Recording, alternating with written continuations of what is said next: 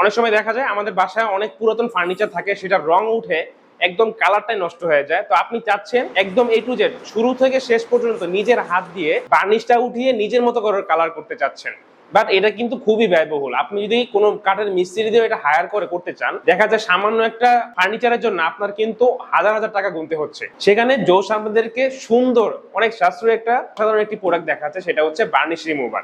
এটার কাজটা হচ্ছে, আমি যদি আপনাদেরকে সরাসরি দেখাই একদম ক্যামেরার সামনে, আপনি দেখেন ক্যামেরাটা সামনে আনেন, একদম ক্লোজ শট নেন, এই দেখেন কত সুন্দর করে জাস্ট উঠে যাচ্ছে,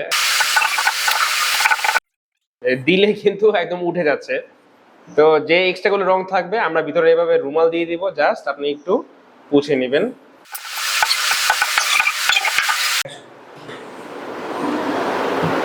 দেখতে পাচ্ছেন একদম পরিষ্কার।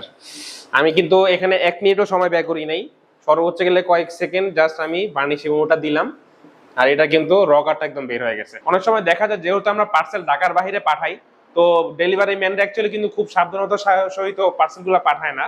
তো জাকুনি চোটে কিন্তু ভিতরে গ্যাস তৈরি হয়, অনেক সময় দেখা যায় এটা গ্যাসের কারণে একদম উড়ে যেতে পারে। তো সবসময় যখন এটা খুলবেন উপরে একটা রুমাল দিয়ে নিবেন। দেখতে পাচ্ছেন এটা কি অবস্থা ছিল, এটা এখন আমি বার্নিশ রিমুভার দিয়ে একদম র যে কাঠটা, জেনুইন যে কাঠ যেটা থাকে, একদম কাঠের রংটা উঠাই ফেলেছি। ভিতরে যেটা ছিল এখানে দেখতে পাচ্ছেন ফাটল আছে কিছু, এই যেমন এখানে হ্যাঁ একটা গর্ত হয়ে আছে। তো এই গর্তগুলো আপনারা কিন্তু আপনার বাসায় ফার্নিচারে যদি গর্ত থাকে অবশ্যই কিন্তু আমাদেরকে জানাতে হবে, আমরা কিন্তু এরকম একটা পুডিং আমাদের বক্সে দিয়ে দিব অবশ্যই, একদম সম্পূর্ণ ফ্রিতে। তো এই পুডিংটা জাস্ট খুলবেন, এটা কিন্তু সম্পূর্ণ ইকো ফ্রেন্ডলি একটা পুডিং।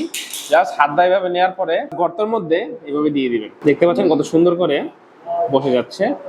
এই যে ফাটল, এই ফাটল দেখতে পাচ্ছেন, এখানে আমি দিয়ে দিব সুন্দর করে।